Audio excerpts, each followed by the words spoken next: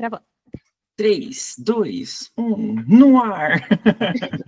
Bom dia, pessoal. Primeiro de tudo, muito obrigado. Vocês estão tirando domingo de manhã para estar aqui para ouvir um doido falando de Dogme. Assim, eu sei que é um assunto meio espinhoso, não é o tipo de coisa que talvez seja tão fácil da gente digerir num domingo, mas eu estou muito feliz de poder falar com vocês aqui sobre isso hoje. O meu nome é Juan, eu sou teacher trainer, formador de professor desde 2015. Eu trabalho hoje em dia como autônomo, eu tenho a Lifelong para Profs, quem não segue no Instagram ainda é @lifelongparaprofs.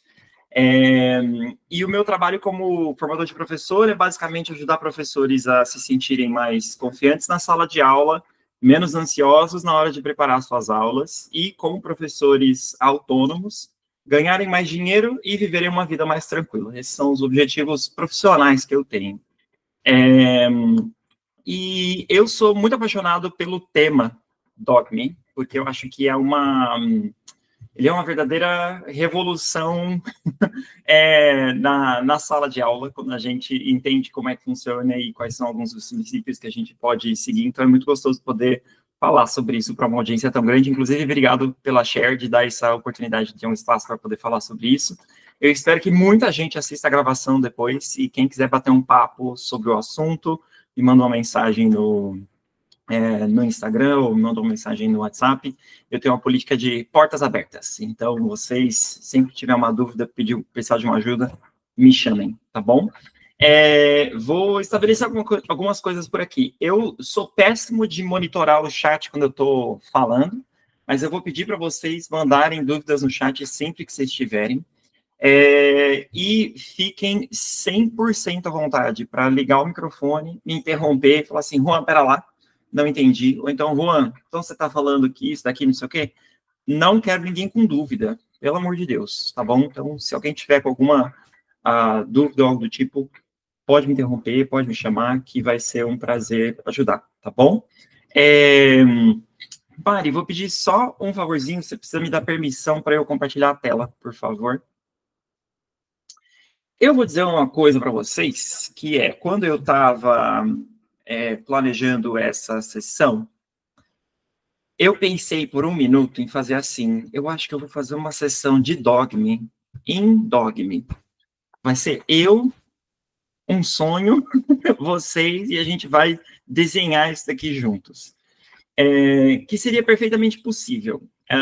Mas eu acho que tem uma coisa com Dogme, e eu não quero que ninguém se iluda aqui, que isso daqui é um trabalho de muito tempo para a gente desenvolver. Então, eu queria deixar vocês com algum tipo de material de referência depois. Então, hoje a gente vai seguir uns slides e tal, mas se eu fugir do script, vocês saibam aqui que é o Dogme em ação. Eu queria começar ouvindo vocês. O que é que vocês acham ou sabem sobre Dogme? Assim, eu digo acham porque se vocês tiverem só uma vaga ideia, tipo, olha, ouvi falar que é isso, tem espaço para a gente falar de acho que também agora. Então, eu vou esperar vocês. Vai ficar um silêncio meio desconfortável primeiro, porque ninguém quer levantar a mão primeiro, mas eu vou esperar. Liga o microfone, me conta o que é que vocês sabem ou o que é que vocês já ouviram falar sobre Dogme. Eu começo, então, para poder abrir. Amo! Nossa, simbora, isso foi rápido. O que geralmente eu escutei de Dogme, né, que é super revolucionário, é aquela sensação de dá para improvisar, entre aspas, uma aula, sabe, com embasamento. Tá? Então, o que me interessou muito sobre a abordagem, quando fui dando uma olhada, eu não domino, foi nessa sensação de, tipo, se minha aula não correr bem, eu tenho uma base pedagógica para poder ela sair dos trilhos, mas dentro de uma organização ali, sabe? Um improviso com método, um improviso com sabendo o que eu tô fazendo, sabe? Não só o aluno saiu para poder fofocar e eu fiz ele fazer isso em inglês, assim, não. Eu tô com isso na cabeça. Exato. Vou dar vários spoilers agora, porque eu não sei me segurar. A gente vai falar mais para frente exatamente sobre isso. É justamente sobre isso, é a gente se empoderar para a gente conseguir direcionar a aula para o lado que os alunos querem que a gente leve ela, ou para o lado que a gente está percebendo que tem mais aprendizagem. Porque não existe aprendizagem melhor do que aquela que o aluno quer ter. Então, quando o aluno fala assim, nossa, teacher, eu fui num show, e aí ele começa a contar do show pra gente, mas ele não sabe contar em inglês, essa é a melhor oportunidade da gente falar assim, pega o lesson plan, joga fora, vamos aprender a falar de um show. Estou pensando aqui num aluno particular, né? Obviamente, de 1 para 1 é mais fácil a gente fazer esse tipo de movimento. Ou num grupo, de repente, coletivamente, surgiu uma dificuldade, a gente saber que, assim, eu posso pegar isso daqui que eu planejava fazer, colocar em pausa e focar na necessidade que acabou de surgir. E o que você disse, Maria, é muito importante. Dogme não é improvisação. Não é a gente pegar e fazer do nada, sem preparar nada ou sem se preparar para aquilo. Tem toda uma base pedagógica e é por isso que eu digo que leva tempo para a gente desenvolver, acho que as habilidades que a gente precisa para poder fazer Dogme bem, porque existe todo um repertório que a gente precisa ter de atividades, de técnicas, existe uma base de conhecimento sobre a língua e de conhecimento sobre aquisição de segunda língua, que é muito importante da gente ter, uma base sólida, que é muito importante da gente ter, para que a gente consiga tomar decisões acertadas. Então, vou dar um exemplo aqui. É a gente perceber que um aluno está tendo dificuldade com uma questão que é pertinente, que tem a ver com o vocabulário. E a gente conseguir estabelecer uma sequência de ações na sala de aula que vão ajudar o aluno a consolidar ou aprender vocabulário. Se a gente não sabe como é que o cérebro aprende vocabulário, a gente não tem como tomar esse tipo de decisão. Vou dar um exemplo aqui e talvez isso daqui vai vir como um choque para algumas pessoas. A gente costuma, na hora de pensar em ensinar gramática, que a prática leva ao progresso. Eu odeio prática leva à perfeição, mas eu gosto a prática leva ao progresso. E a gente pensa que para a gramática isso se aplica. Não se aplica. Não se aplica. A ideia de estabelecer numa sequência de aula, numa sequência de atividades, controlled practice, less controlled practice, freer practice, para gramática, ela é falha. Não tem embasamento científico que fala sobre como se aprende gramática que embase essa sequência. São outras maneiras que o nosso cérebro processa a gramática. E se a gente não sabe dessas outras maneiras, a gente não tem como olhar para a estrutura controlled practice, less controlled practice, freer practice e entender como fazer aquilo funcionar de verdade para a gramática. Não vou entrar em muitos detalhes aqui, porque acho que isso daria um assunto para uma masterclass de grammar, hein? Pietra, Mari, uma masterclass de teaching grammar, hein? Mas a gente vai, acho que é sobre entender que se eu fizer isso, eu tenho um resultado X, porque é assim que se aprende. E se eu fizer isso, eu não vou ter resultado X. E a gente entender também que por que eu corro para essa sequência de practice? Controlled, less controlled, freer practice para gramática. E é aqui que entra, acho que o gancho para voltar para a ideia de Dogme, que a gente tem uma influência muito grande nas nossas aulas dos materiais que a gente usa. E a gente usa os materiais, comumente, como um script. O material, ele me diz o que tem que acontecer na aula.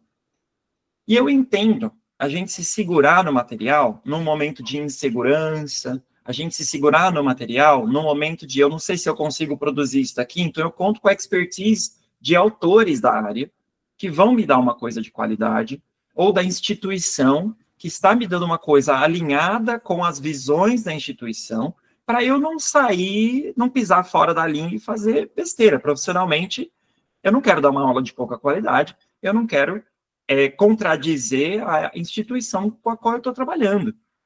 Existe, acho que tudo isso que a gente está caminhando como professor, né? Mas o que acontece? Qual que é o problema e a grande crítica de Dogme, já vou entrar aqui na nossa apresentação, é que a gente não pode se deixar sacrificar a aprendizagem em prol de ficar na linha do material, que é o que acontece quando a gente segue Controlled, Less Controlled, Freer Practice com Grammar, sem criticamente analisar o que deveria estar acontecendo ali. Acho que essa não tão breve introdução coloca a gente aqui no momento de entrar na apresentação em si. Então, essa é a nossa Masterclass de Dogme. Esse é um pouco o tom do que a gente vai tomar. A gente vai falar sobre muita coisa prática, eu vou dar uma lista de atividades para vocês usarem, eu vou dar dicas super, assim, aplicáveis na aula de... Eu ia falar na aula de hoje, mas, pelo amor de Deus, vocês não estejam dando aula hoje. Na aula de amanhã, vocês aplicarem na aula de amanhã, Mas eu gosto muito de falar sobre essa coisa do que tem por trás. Por que que eu faço o que eu faço? E aí eu quero que vocês lembrem dessa imagem que eu estou usando aqui no começo dessa aula, porque Dogme, ele tem muito a ver, essa filosofia tem muito a ver com essa ideia de um ripple effect, que é a gente criar nas nossas aulas esse efeito que vai permitir que a gente continue desdobrando camadas de aprendizagem ao longo da nossa aula. A questão é, onde é que eu faço esse pingo para eu ter o melhor desdobramento possível, que vai se estender no maior espaço possível? Essa daqui é a nossa agenda de hoje. A gente vai aprender o que é Dogme, e a gente vai ter que falar um pouquinho sobre o que não é Dogme, as origens de Dogme e ELT, e os desdobramentos nos dias atuais, como implementar Dogme e ELT na aula de vocês aí, e atividades e ideias práticas, ok? Lembrando de novo, se vocês tiverem dúvida, comentários, qualquer coisa, manda um alôzinho aqui no chat, eu juro, eu vou fazer o melhor que eu posso para keep track do que vocês estão dizendo. Eu esqueci de dizer uma outra coisa também. O meu trabalho como professor, ele acontece bastante no Instagram, então eu queria pedir um favor para vocês. Se vocês estiverem curtindo, tiver uma coisa legal, um insight interessante que vocês viram, tira uma foto, posta no Instagram, marca ali, @lifelongparaprofs, manda uma mensagem para mim. Juan, gostei muito disso aqui, queria saber mais sobre tarará. Isso aqui faz toda a diferença no meu trabalho, e eu tenho certeza que vocês vão, inclusive, acho que ter a oportunidade de talvez falar com colegas sobre esse tipo de assunto também, postando esse tipo de coisa em rede social. Então, ajudem um professor autônomo e também contem com a ajuda desse professor autônomo que vos fala. Então, vamos começar com Dogma e ELT. Primeiro que eu vou falar um pouquinho sobre a pronúncia, talvez vocês ouçam por aí em palestras em inglês. Em português, tudo bem, Dogme, tá tudo certo, não tem problema. Em inglês, existe uma pronúncia muito comum que é Dogma. Dogma e ELT. E eu acho que é importante a gente falar sobre Dogma e ELT, porque na origem desse movimento, vou chamar Dogma de movimento aqui, está na realidade um movimento de cinema. Tem um diretor que chama Lars von Trier, e ele, um tempo atrás, uns bons, mais de 20 anos atrás, disse assim, eu acho que a gente deixou Hollywood e tudo que a gente tem em Hollywood contaminar a produção de filmes. A gente está produzindo filmes muito artificialmente. A gente depende dos cenários, a gente depende dos efeitos especiais, a gente depende dessa criação toda aqui que não é natural para a gente poder fazer filmes acontecerem. E ele propôs um movimento que que ele chamou de Dogma, que era, a gente precisa fazer filme acontecer com o que a gente tem à disposição. Com os atores que a gente tem, no lugar que a gente tem. E se eu quero que alguma coisa aconteça e que dependa ali de um certo espaço, eu preciso transportar a minha produção do filme para aquele lugar. Então, se eu quero que os meus atores estejam em um café, eu levo eles para um café e a gente filma em um café. Se eu quero que tenha barulho de água, eu levo eles para um lugar que tenha barulho de água e eu filmo num lugar que tenha barulho de água.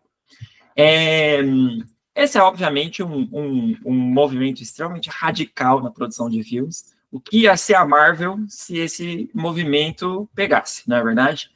Não quer dizer que necessariamente seja melhor. Assim como eu acho que também não quer dizer que Dogma necessariamente seja melhor na sala de aula.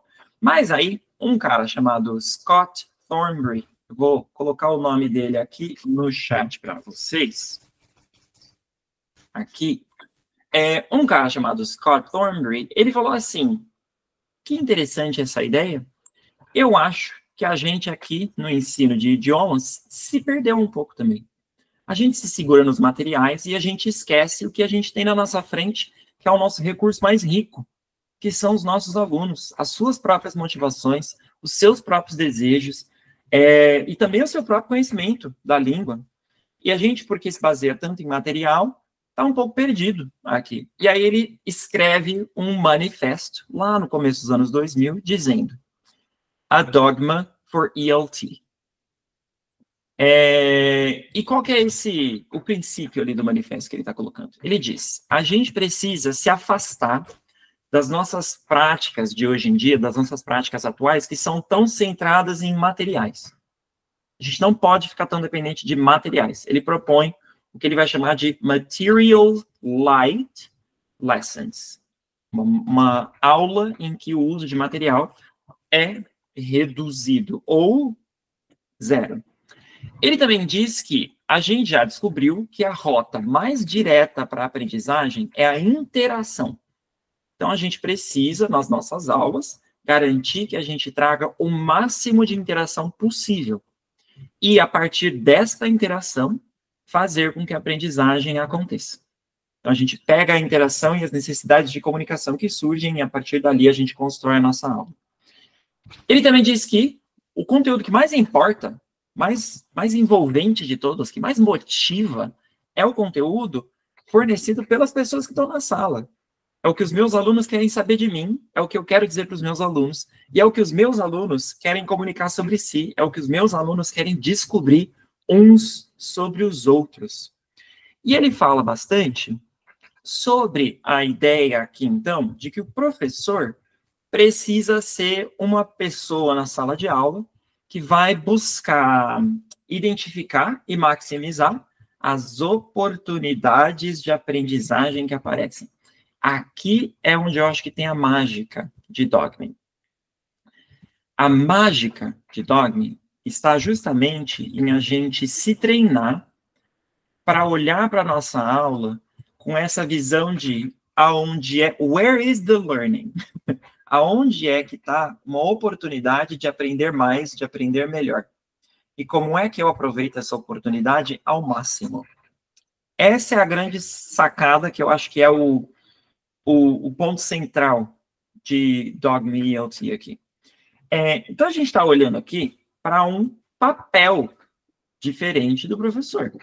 Não adianta a gente querer fazer Dogma existindo na sala de aula, né, atuando na sala de aula, do jeito que a gente já atua hoje em dia. A gente vai olhar aqui para o papel tradicional do professor, o que se espera de um professor hoje em dia normalmente, e o que seria um papel de um Dogma Teacher. Então, papel tradicional, trazer o conteúdo para a aula. Quem decide o conteúdo da aula sou eu. Quando eu planejo a aula e eu digo, vamos falar sobre, sei lá, como contar uma memória especial que você tem, eu estou falando para os alunos, é isso que a gente vai aprender hoje. É planejar a aula. Eu faço o script da aula. É assim que vai acontecer, é para cá que a gente vai, é isso que eu vou fazer depois dessa outra atividade. Também é controlar o que acontece na aula. Não estou dizendo que essas coisas sejam ruins, tá, gente? Isso que é importante aqui de dizer também. Isso aqui tem funcionado, né? Tem um monte de gente aí que não está fazendo Dogma e está ensinando inglês. Tá tudo bem. Mas a gente precisa olhar para isso criticamente. Por isso que eu estou trazendo isso à tona. Então, o papel tradicional é de controlar o que acontece na aula. É aquela história de assim, eu pergunto para o aluno, how was your weekend? Sabendo que eu tenho 5 minutos para falar do fim de semana. E que depois eu preciso entrar na atividade aqui de leitura, porque essa atividade de leitura vai levar 30, 40 minutos. Então, eu preciso correr para pular para lá. Não importa o quanto meu aluno esteja interessado em falar sobre o fim de semana dele. Eu controlo o ritmo, para onde a gente vai, etc., né? É explicar como a língua funciona. Eu pego a língua, que eu acho que os meus alunos precisam aprender, eu falo para eles como usar essa língua.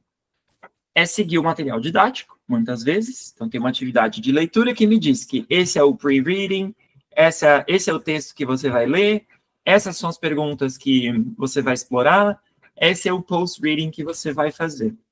Muitas vezes o próprio material didático ou não diz que vocabulário cobrir daquele reading, por exemplo, ou ele fala exatamente quais 12 palavras do texto que é para chamar a atenção. E o nosso papel como professores ali, num papel tradicional, é também de avaliar a performance dos alunos.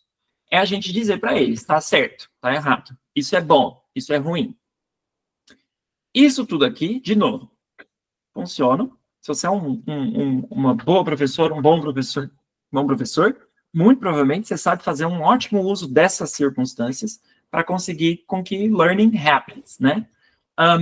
Mas quando a gente olha para o papel de Dogma Teachers, a gente vai olhar para, ao invés de trazer conteúdo para a aula, é explorar o que surge na aula. É o aluno falar, my weekend good, teacher. E eu percebi que existe a oportunidade de eu ensinar para o meu aluno como falar melhor sobre o fim de semana dele. Que é, para além da gramática, my weekend was good, ou it was good, para além disso, eu falar para ele assim, como é que você conta sobre o seu fim de semana normalmente? Finge que eu sou um amigo próximo que te perguntou isso, e você vai mesmo contar do fim de semana. O que você diria? Isso e aquilo? Vamos aprender a fazer isso, então, em inglês? Vamos pegar, olhar para isso como uma oportunidade de aprendizagem que surgiu. Dogma trabalha muito com uma ideia do que a gente vai chamar de emergent language. Emergent language é a oportunidade de aprender língua que emerge da situação que acontece na aula. Não só de um erro que eu posso consertar, mas também de uma coisa que não está acontecendo e que eu preciso garantir, ou que eu quero garantir que aconteça. Por exemplo, quando meu aluno fala, it was good. Aqui tem uma oportunidade ótima de explorar assim, em que contextos a gente fala que o fim de semana was good e deixa por aí? É em small talk. Então, em small talk, no elevador, quando o teu colega do trabalho falar how was your weekend e você falar it was good, beleza. Agora, em outros contextos, com a sua família, quando eles te perguntarem how was the weekend, é isso que você quer dizer? It was good? Então, num contexto diferente, como é que a gente vai trabalhar isso? É a gente entender isso como uma chance de trabalhar mais coisas. Em vez de planejar uma aula, a gente vai trabalhar como um arquiteto de interações. A gente vai pensar, lembra do Ripple Effect que a gente viu lá atrás? Que tipo de atividades eu posso trazer para a sala de aula que vai trazer mais interação e, portanto, mais oportunidades de uso de língua e, portanto, mais oportunidades de aprendizagem de língua. Então, ao invés de eu pensar atividade 1, atividade 2, atividade 3, que geralmente é exercício 1, exercício 2, exercício 3, do livro, do slide, não se enganem, course book, slide, material. Se eu estou seguindo o slide que eu comprei de algum lugar, se eu estou seguindo um livro que eu adotei, se eu estou seguindo uma worksheet que eu baixei, isso é material. O ponto aqui é, eu estou só passando pelos exercícios, exercício 1, exercício 2, exercício 3, eu preciso chegar no exercício 7. Minha aula, eu não terminei a aula, porque eu não cheguei no exercício 7. Eu estou só passando pelos exercícios, ou eu estou arquitetando as interações que vão acontecer ao longo da aula. Isso aqui tudo é filosófico e, gente, vai ficar muito concreto daqui a pouco, eu prometo, tá? Me acompanhem, bear with me. Ao invés de controlar o que acontece, então, a gente está olhando para criar condições para a aprendizagem. Em vez de eu falar, é isso que a gente vai fazer, eu vou dizer, vamos partir desse ponto. E, como diria Zeca Pagodinho, deixa a vida me levar. Vida leva eu e vamos ver para onde a gente vai com essa aula. Em vez de a gente explicar como a língua funciona, essa é a língua, é isso que vocês vão aprender, é assim que vocês vão usar, eu vou ensinar os meus alunos a explorar a língua. Que é isso. Claro que eu posso falar para o meu aluno, não é it good, é it was good. Mas eu posso falar para ele também disso que eu acabei de dizer, de exemplo, que é it was good é bom para small talk. Mas quando eu estou sendo mais, sei lá, expansivo, quero falar mais, então eu preciso falar disso. Quais são tópicos comuns que a gente vai tocar quando a gente estiver falando sobre o fim de semana com um colega de trabalho? Tópicos comuns, tá. Tópicos que você não vai abordar com um colega de trabalho, pá. Então vamos aprender a fazer office politics em inglês?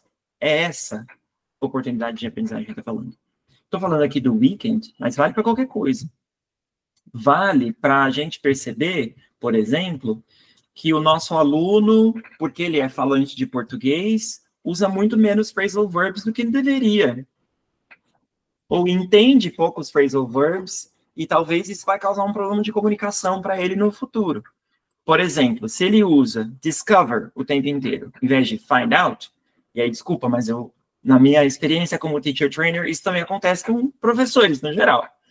Tanto que a gente quer facilitar o aluno, discover tão mais perto de descobrir, tanto porque o nosso language awareness mesmo, a nossa consciência da língua, às vezes, está acho que não está tão bem desenvolvida como deveria, às vezes. Então, enfim, qual que é o efeito que tem o meu aluno adolescente usar discover em vez de find out? Talvez seja, ele vai ficar usando uma palavra que é muito mais formal, discover é muito mais formal do que find out. E talvez ele não consiga se encaixar com outros adolescentes no dia que ele for fazer o intercâmbio. Talvez ele não consiga se sentir tão parte do grupinho de amigos quanto talvez ele se sinta quando ele fala em português. Como é que eu percebo isso? E como é que eu ensino o meu aluno a explorar a língua a partir dessa perspectiva? Em vez de seguir o material didático, então a gente está falando aqui de usar os alunos como fonte. É perceber o aluno, e eu gosto de trabalhar com um framework aqui, esse aqui vale a pena anotar, gente. É olhar para os alunos e para a produção dos nossos alunos a partir de uma lente que é de good use of language, misuse of language, overuse of language e underuse of language.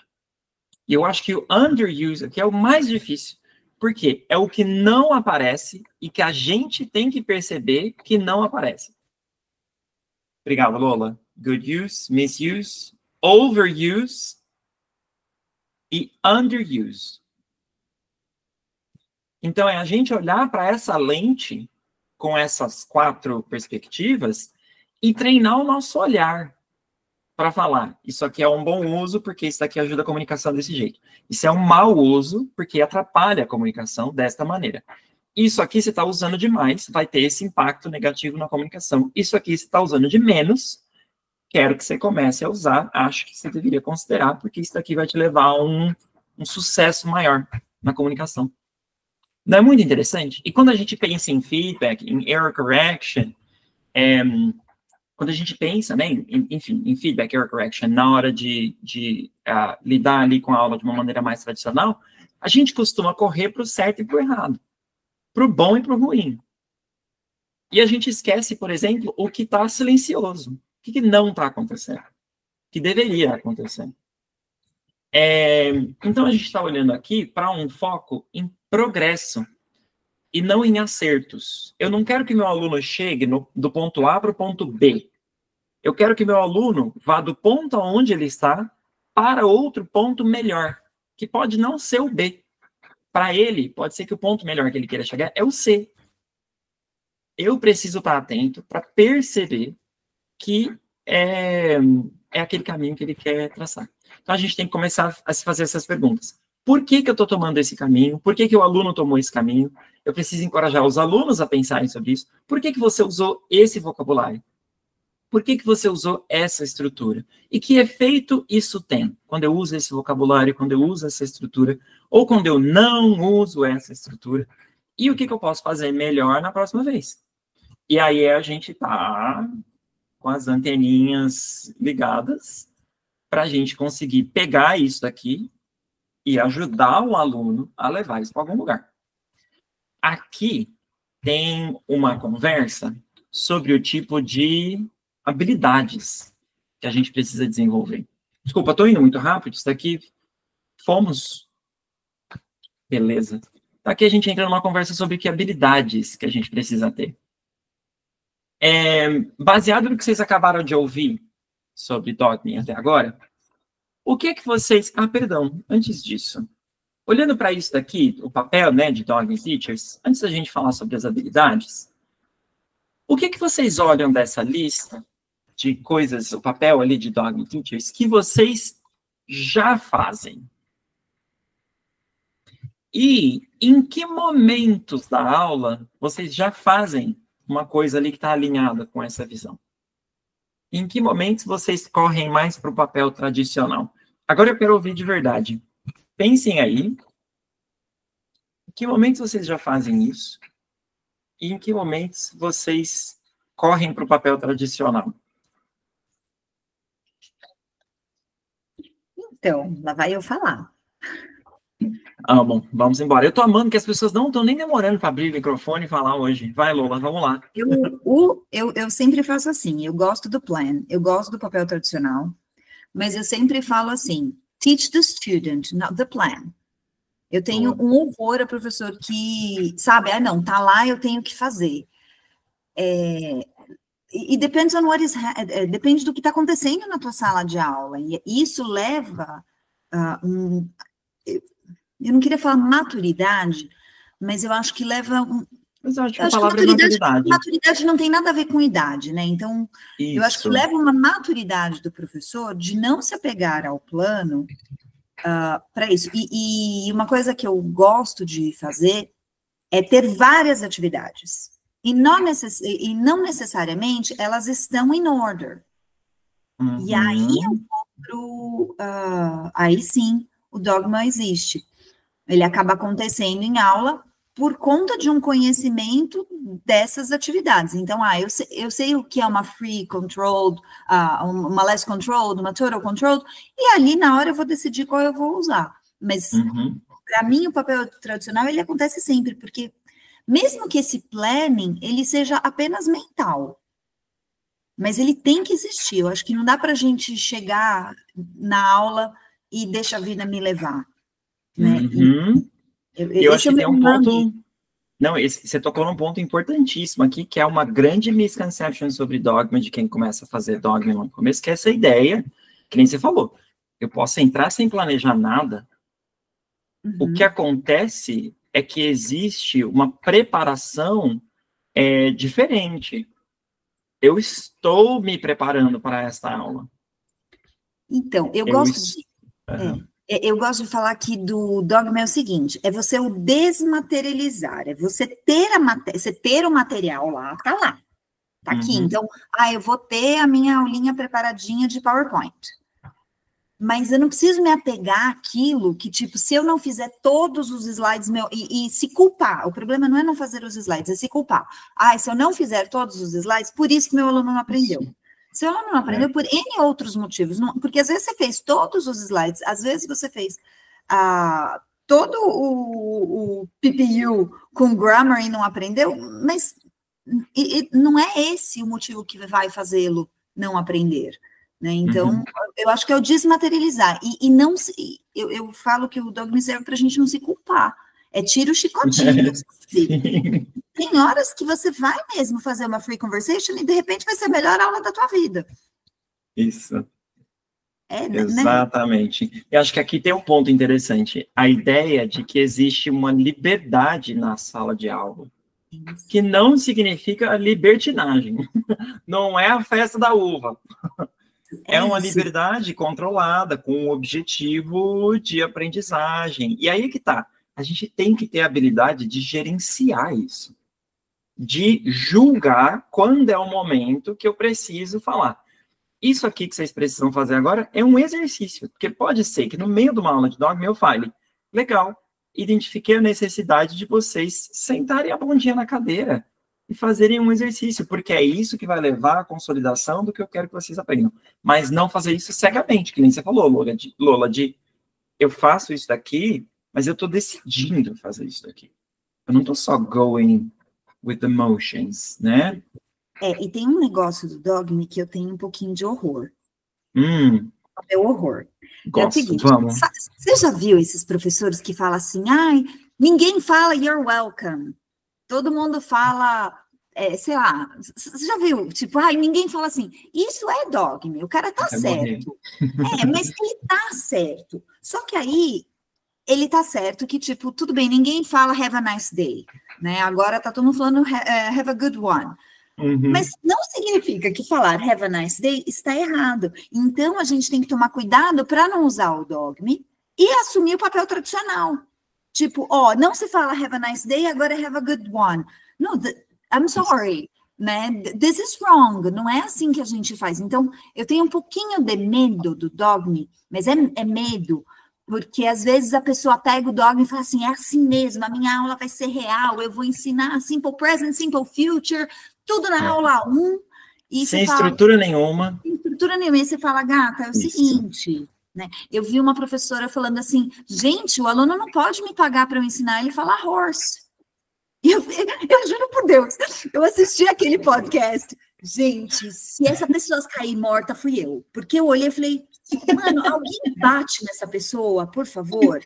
Mas, na verdade, essa pessoa, tadinha, ela não tá falando por mal. Ela tava ela tá baseada no dogma, só que ela é tão burrinha ou tão ignorante.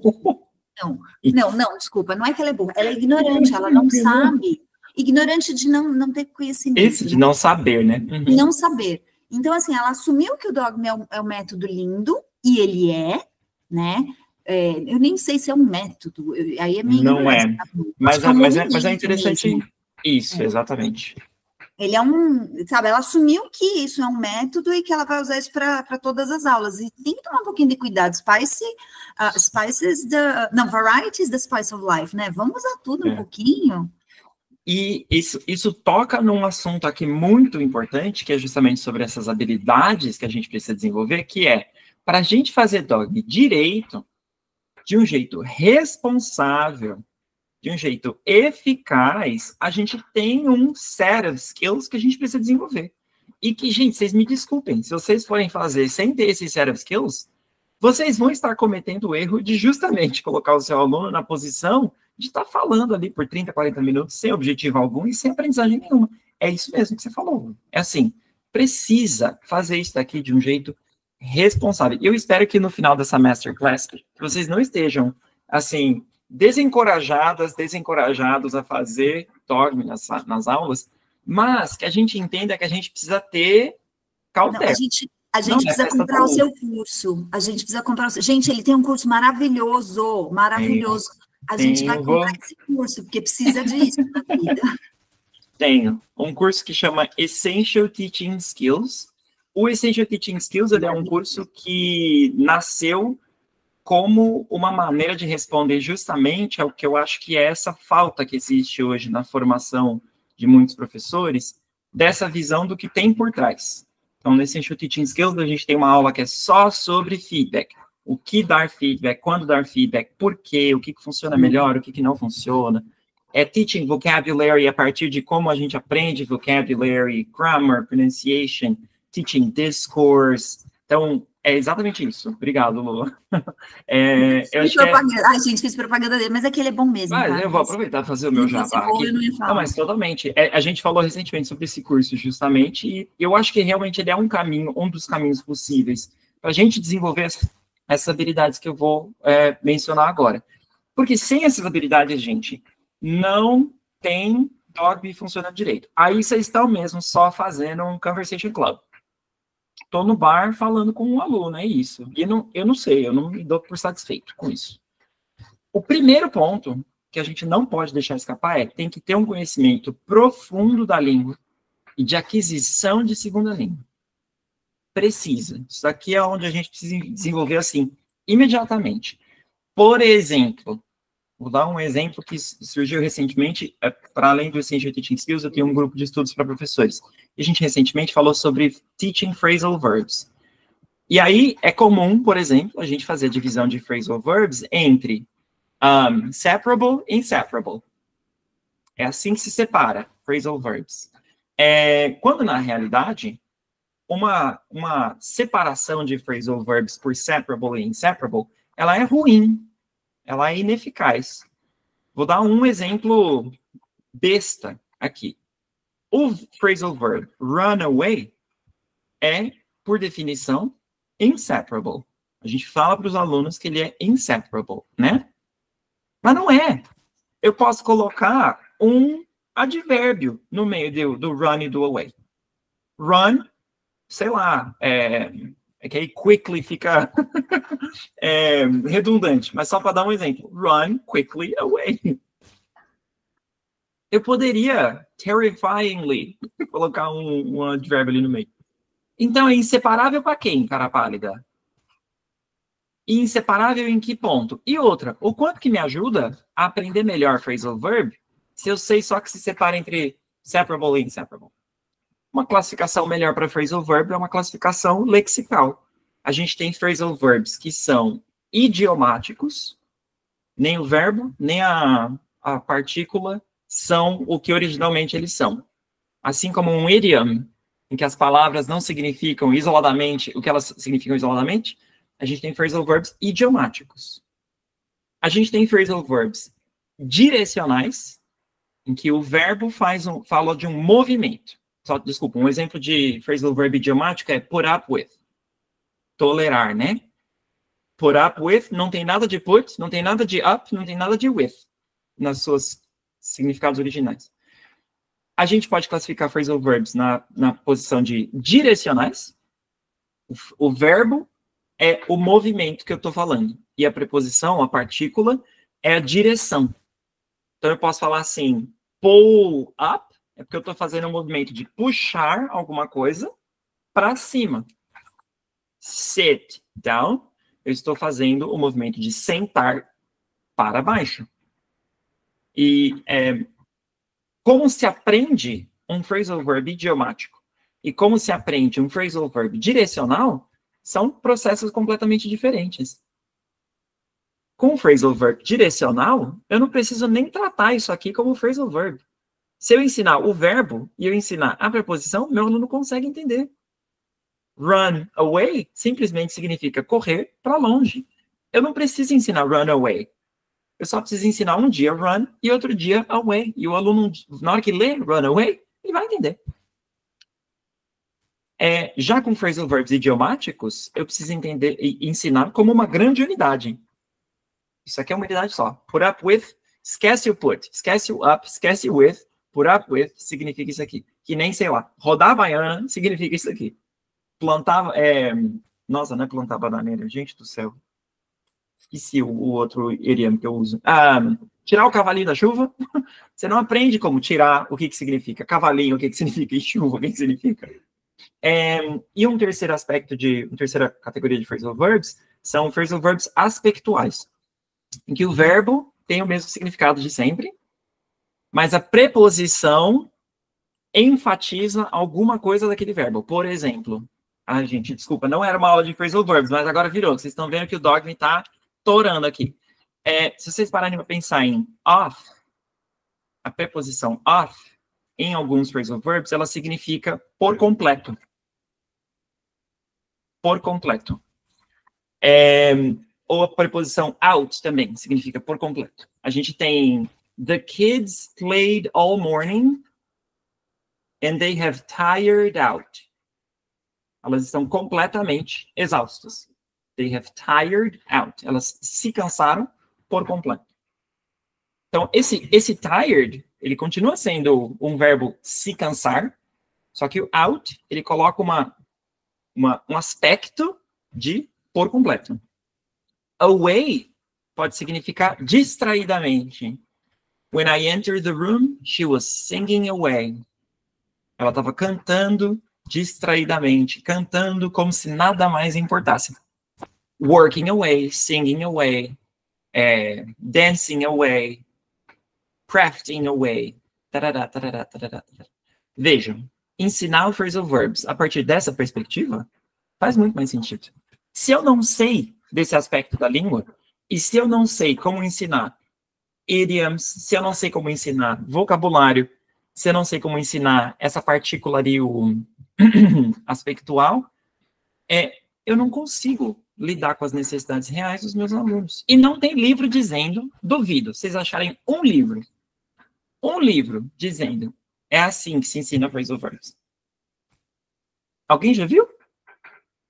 Alguém em alguma formação de professores, na hora de aprender a ensinar phrasal verbs, aprendeu a ensinar desse jeito? Olha que loucura. A gente aprende a ensinar word formation. Tarará, miss, tarará, né? Se eu for parar para pensar, ensinar phrasal verbs aspectuais segue a mesma lógica. Se eu ensino para o meu aluno que off é uma partícula que coloca este aspecto na palavra, só que eu preciso ter o conhecimento de língua, ter o conhecimento de teaching para fazer essas conexões. Então, a gente está falando aqui de a capacidade de identificar de que tipo de apoio o aluno precisa. A gente tem que ser capaz de ajudar o aluno a reformular o que ele está produzindo de maneira eficiente. Você produziu isso, foi um misuse. Eu preciso conseguir conduzir o aluno para um good use. E eu preciso ser capaz de promover explicações e práticas eficazes espontaneamente. Que é perceber o que está acontecendo a partir do meu conhecimento de língua e entender o que eu preciso fazer a partir do meu conhecimento sobre aquisição de segunda língua. Que é, com este problema, esta é uma boa solução. Isso aqui tem a ver com repertório. Repertório. Aí vou fazer um pequeno comentário sobre o Essential Teaching Skills. Um dos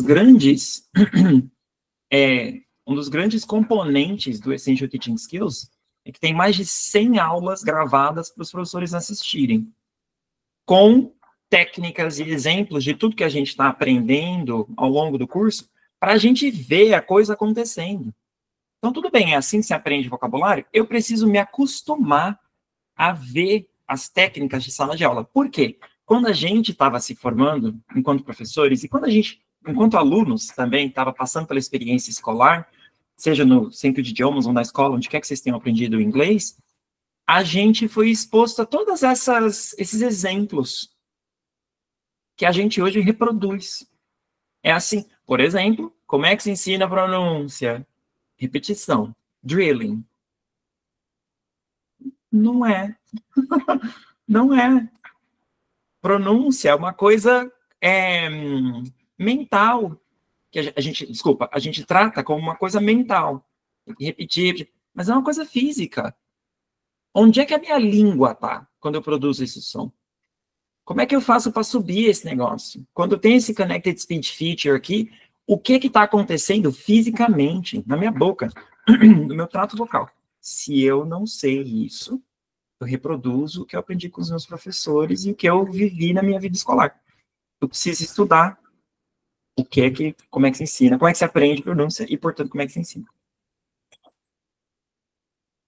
Alguma dúvida sobre esse primeiro ponto? Essa primeira habilidade? Não? Até aqui, estamos indo bem? Tá todo mundo comigo? Estão lá? Beleza. Acho que chegamos numa parte um pouquinho mais... Isso aqui é concreto. Na sala de aula, isso significa isso, né? Outra habilidade essencial. Escuta ativa e monitoramento. Se eu não consigo escutar e identificar o que está acontecendo ali de verdade, eu não consigo tomar decisões. A gente costuma ficar um pouco cego com o nosso plano. É o que a Lula falou de assim, teach the learners, not the plan. Se eu estou teaching the plan, eu estou tão prestando atenção e assim, essa atividade tem mais 2 minutos dessa atividade, depois eu vou fazer isso, aí a gente vai para a página 42 do livro, exercício 3. Ah, meu Deus, o cara está ali com dificuldade, então essa dificuldade vai me atrasar 5 minutos, então a gente não vai conseguir fazer essa atividade no final. Enquanto eu estou pensando essas coisas, gente, eu perdi o que meu aluno falou. E aí? Então eu preciso ter escutativa e monitoramento, eu preciso identificar as oportunidades de desenvolvimento e criar espaços para o uso genuíno da língua. Flexibilidade e adaptabilidade. De novo, tudo bem entrar com um material na mão. Tudo bem entrar com um plano ou certos, o que eu gosto de chamar de milestones na sua aula. Eu quero passar por ponto A, ponto B, ponto C, ponto D. São os pontos que eu quero passar. O importante é a gente entender que, se do ponto A surgir um problema, será que eu posso pular o ponto B para chegar no C? Será que eu posso fazer o B depois? Será que eu posso inverter a ordem? Será que eu posso fazer isso desse jeito? A gente tem que criar um conforto com o imprevisível. Estar confortável com o que vem. E, por fim, uma confiança dos nossos alunos. A gente acredita... Isso aqui vai parecer meio radical. A gente só se segura tanto nos materiais que a gente traz e fica tão cego com o material, e eu vou seguir o material, se a gente não confiar que a experiência e as interações que os nossos alunos vão ter são suficientes para a gente construir uma aula a partir daquilo. E a gente também talvez não confie no nosso próprio taco, de lidar com o que está ali. Eu vou repetir, porque isso daqui é para tatuar na testa. A gente precisa acreditar que as suas experiências e as suas interações na sala de aula são suficientes. Que elas, por si só, vão gerar oportunidades de desenvolvimento de língua. Se a gente não confia que isso vai acontecer, é aí que a gente fica atolando a nossa aula de atividade atrás de atividade. Porque eu preciso ocupar o tempo da aula. Eu estou ocupando o tempo da aula. E não as minhas interações com os alunos estão ocupando o tempo da aula. De novo, é para ser 100%? A aula sou eu e vamos embora? Não necessariamente. Mas é a gente se confortar. Acho que fica confortável com assim. Eu faço essa uma atividade. Vou dar um exemplo que eu acho que é bem prático para quem quer começar com um tiquinho de Dogme sem só colocar o pezinho assim na água, só o dedinho, sabe? Imagina o desenho animado, você põe o pezinho na água gelada. É assim, aprendam a fazer, ao invés de 3 atividades, uma atividade repetida 3 vezes. Isso aqui força a gente a olhar para as oportunidades de aprendizagem. E força a gente a trabalhar com o que surgiu na sala de aula. Então, eu faço, por exemplo, uma atividade que seja... lemos um texto, o que vocês acharam do texto, o que surpreendeu vocês, tarará, tarará. Tem uma breve conversa. A partir dessa breve conversa, eu posso trabalhar com language, estratégias de comunicação, estratégias de aprendizagem. E aí eu repito. Vamos falar de novo do texto. Agora, in light of the new knowledge we have acquired. Vamos falar disso daqui de novo. Fala de novo. Agora vamos ver o que melhorou, o que não melhorou ainda, o que vocês gostariam de tentar de novo, tá? Vamos fazer uma terceira vez. Isso ajuda com o tempo de lesson planning. Sabe aquela filosofia de less is more? Um pouco isso aqui. Eu planejo menos. Mas eu estou arquitetando interações melhores. Isso força a gente a olhar para a língua de verdade. Se eu não sei o que cobrir depois de uma primeira atividade, não consigo fazer uma segunda. Let alone uma terceira. Então a gente percebe um buraco na nossa prática. Testem isso. Não precisa ser 3, faz 2. Próxima vez que vocês estiverem desesperadas, meu Deus, eu preciso fazer 300 mil atividades. Olha para uma delas e fala, qual eu posso repetir? Vou fazer isso, vou dar feedback e vou repetir. Isso é um pequeno espacinho de Dogme que você consegue criar na sua aula, sem você também pular o penhasco. Faz sentido isso aqui? Legal? Beleza. Vamos seguir aqui para o que eu acho que são algumas palavras-chave. Eu acho que isso daqui é importante porque tudo que eu estou dizendo aqui, talvez vocês depois precisem aprofundar. Aliás, vocês vão precisar aprofundar. Eu fiz uma listinha de nomes para vocês jogarem no Google. Assim, o que é isso? E o que eu preciso estudar em termos de termos dentro de Second Language Acquisition para eu conseguir fazer Dogme melhor, se eu quiser. Então, a primeira palavra-chave é Learning-Centered Learning e Student-Centered Learning. São 2 conceitos muito importantes. Que é a gente centralizar as experiências de aprendizagem na aprendizagem. Ou centralizar as experiências de aprendizagem no aluno. Isso aqui é só... Perdão, é só uma lista, tá? A gente não vai explicar em detalhe o que é cada uma. Mas tem a ver com essa ideia esse conceito de o que importa mais na aula. Normalmente, quando é o professor que traz tudo, e o professor que manda em tudo, e o professor que fala o tempo inteiro, e o professor que fala, faça isso, faça aquilo, a gente está falando do que a gente chama de um teacher-centered approach. Que o professor é o centro. E de muitas maneiras, até fisicamente, às vezes o professor é o centro, né? Outras palavras-chave são monitoring e classroom management. Joga no Google British Council Monitoring. Tem diversos artigos no site do British Council sobre monitoring e how to monitor better. Por que monitoring é importante?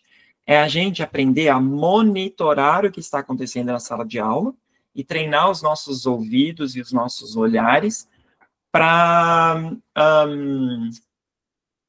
questões mais sutis da sala de aula. Então, essa habilidade de monitorar o que está acontecendo na aula, para além de anotar o erro que o aluno cometeu. É a habilidade de olhar para um aluno falando com o outro e perceber que o problema que está acontecendo ali, por exemplo, é um underuse of language. Lembra lá atrás? é perceber que, assim, esses alunos não estão usando essa estratégia. Eles não estão usando essa feature. Ou até mesmo perceber que o problema não é nem language, mas é a atitude do aluno. Esse aluno não lembra o que ele aprendeu nunca, porque ele nunca anota. Ou porque ele está anotando as coisas de uma maneira pouco eficaz. Isso é monitoring. É a gente entender quais os processos de aprendizagem e quais os usos de língua que estão acontecendo na aula e como eu posso melhorá-los. E Classroom Management. Estudar Classroom Management, e acho que expandir as nossas Classroom Management Skills é um trabalho de entender melhor como é que eu, literalmente, gerencio tudo isso aqui, né? Effective Feedback. Não existe dogma sem feedback. Sem feedback bom. É a gente entender como eu dou feedback, como eu envolvo meu aluno no feedback.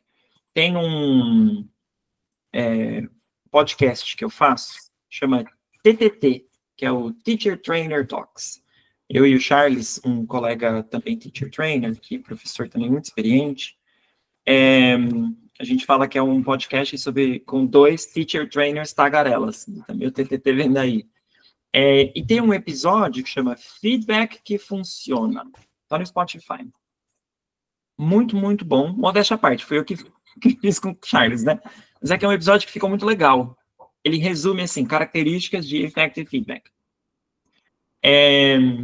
E se a gente não sabe, de novo, feedback para além de error correction, fica difícil de fazer dogma acontecer. Fica difícil de fazer learning acontecer, né? Vamos combinar. Isso aqui não tem nem a ver com dogma. Isso aqui é learning. Invistam em aprender sobre feedback.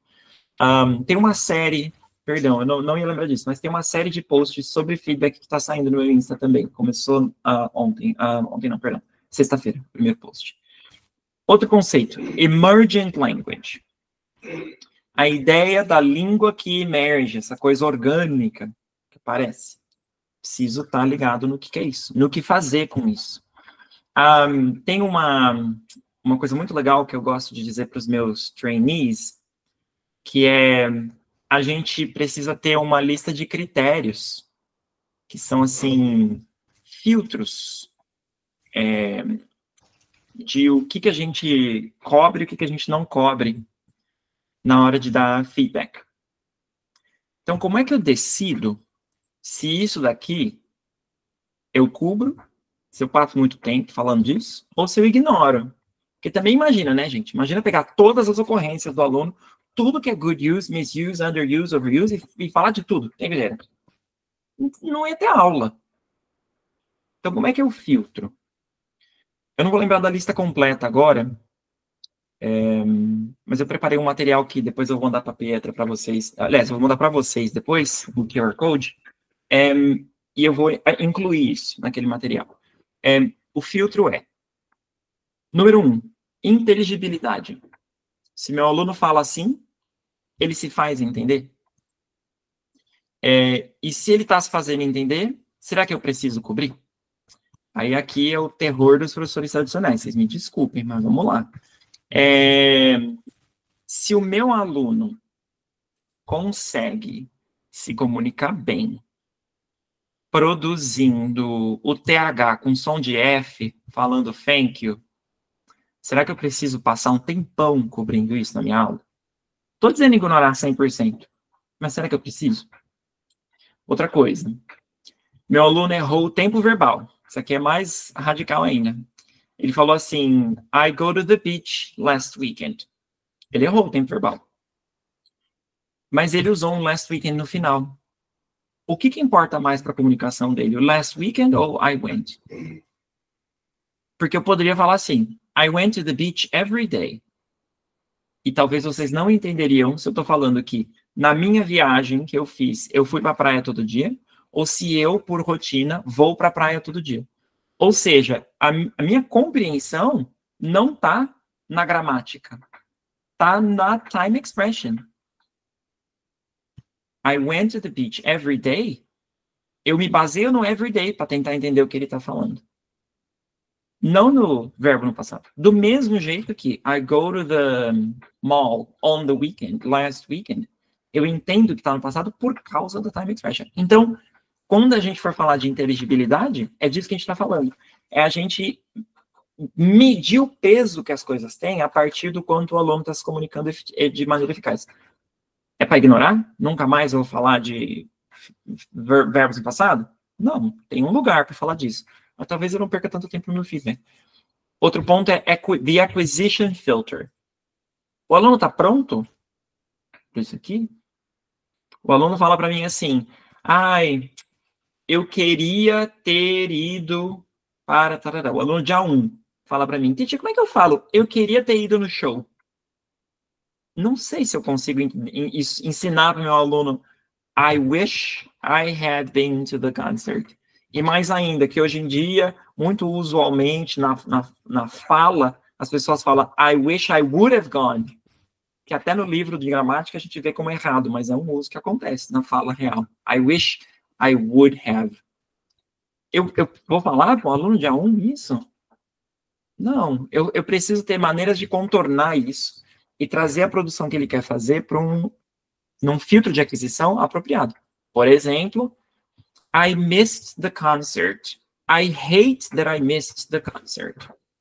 Isso é muito... I hate that I, verbo no passado, é muito mais compreensível para a cabecinha deles.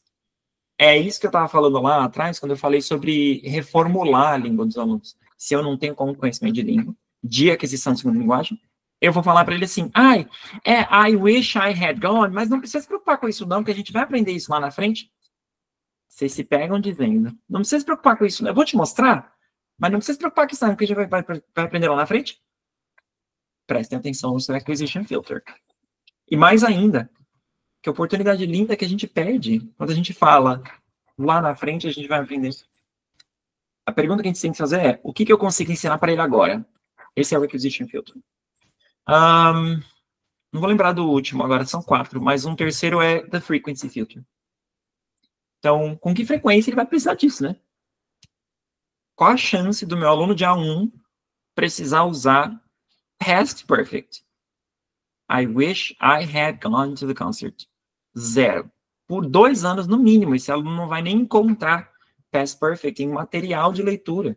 E não vai notar quando acontecer também.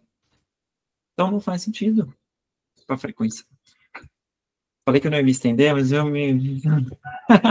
Vamos. Vocês estão vendo, gente, um nerd em ação. É isso. Eu amo isso daqui. Sou apaixonado por falar disso daqui. Obrigado, Pietra. Obrigado. Mas vamos lá. E me parece que... Exato, eu acho que estamos indo, estamos entendidos. Outro conceito-chave. Scaffolding. Scaffolding é como é que eu vou apoiar o learning para que ele aconteça sem jogar meu aluno em alto mar sem boia. Eu vou dar um apoiozinho com um prompt, eu vou dar um modelo, eu vou dar um exemplo, eu vou fazer uma atividade mais fácil que vai ficando mais complexa a cada vez que eu repito ela. Como é que eu vou fazer para dar apoio para o meu aluno? Esse aqui, gente, inclusive, de novo, learning no geral. Tudo isso aqui. Não é dogma só. Mas é que sem isso, não tem como. Não tem dogma sem isso aqui. Scaffolding vem de uma palavra que é scaffold, que é... Sabe aquele negócio que os pintores usam? Andaime. Hã? Andaime. Andaime. Obrigado. É isso. Eu não conseguiria chegar lá no alto sem um andaime. Então, eu uso um andaime para conseguir chegar lá. A mesma lógica se aplica. O aluno não conseguiria fazer isso sozinho. Eu dou uma rodinha na bicicleta para ele. Outro ponto é learner training. Dogma envolve muito os alunos. Eles precisam saber o que fazer com o que está acontecendo. Então, eu preciso treinar eles para é assim que funciona, isso é bom, isso é ruim, no sentido de isso é uma boa prática, isso é uma prática que te atrapalha. Fora da sala de aula, o que ele tem que fazer? Tenho que trabalhar com learning strategies. Tenho que trabalhar com anotei? Preciso usar essas anotações. Usei as anotações? Eu preciso julgar a qualidade das minhas próprias anotações. Eu preciso identificar aonde, nas minhas anotações, tem coisa que me ajudou, aonde tem coisa que não me ajudou. Tem uma aluna minha, para quem eu dei aula na quinta, e a gente fez uma atividade em que eu falei, legal, check your notes. Você vai se preparar aí usando as suas notes. Aí ela checou as notas dela, tá? Aí ela começou a falar, teacher, mas o que é isso mesmo? Aí eu, use dictionary, ó, tá aqui o link, dá uma olhada, aí você consegue encontrar. Nossa, e essa outra palavra, na segunda palavra que ela perguntou, eu falei assim, opa, espera um segundinho, Simone, vamos fazer uma pausa. Vou fazer o seguinte, olha para suas anotações, independente de estar lendo elas agora ou não. Olha para como elas estão organizadas. Essa organização está te ajudando ou está te atrapalhando? E o que está faltando? Ah, falta isso, falta não sei o quê. Beleza, então descobrimos que você precisa ter uma definição da palavra. Senão, quando você for lembrar, não vai te ajudar. Então, melhoramos a forma de anotar palavras. Então, é um passo a passo de learning strategies que a gente vai cobrindo. E, por fim, e é para onde a gente vai seguir agora, a gente tem que ter um repertório de atividades no prep e low prep under our belt. Continuo achando que isso daqui serve para qualquer contexto. Acho que tem um pouco menos de liberdade, às vezes, que a gente vai ter, dependendo de, sei lá, se... É uma pergunta aqui, inclusive. Das pessoas que estão aqui, quantos de vocês trabalham em uma escola e nessa escola precisam seguir um certo, não sei, um certo guideline, assim, né? Tipo, eu tenho que fazer isso porque a escola pede que eu siga. Tenho liberdade, mas talvez não 100%. Quem trabalha em escola aqui? Levanta a mão. Gabriela. Alô? Sim, a Joyce. Tá. Eu acho que é importante que a gente entenda aqui que a gente não está falando de um mundo perfeito, em que todas as condições estão sempre a nosso favor, né? Tem dia que a escola fala, é a unidade 5 do livro, tá? E por quê? Tem questões que podem ser, a escola precisa aplicar uma prova, a prova tem que ser igual para todo mundo. Se a prova tem que ser igual para todo mundo tem que aprender a mesma coisa. Se todo mundo tem que aprender a mesma coisa, talvez eu precise terminar a atividade 5 do livro. Mas com um repertório legal de atividades no prep ou low prep, fica fácil a gente fazer assim, puxar um coelho da cartola, sabe? Fazer assim, opa, deixa eu fazer isso nesses 10, 15 minutos. Deixa eu fazer isso no começo da minha aula.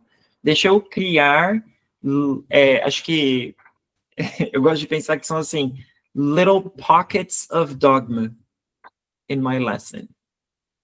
Preciso fazer 1 hora, 1 hora e meia de dogma.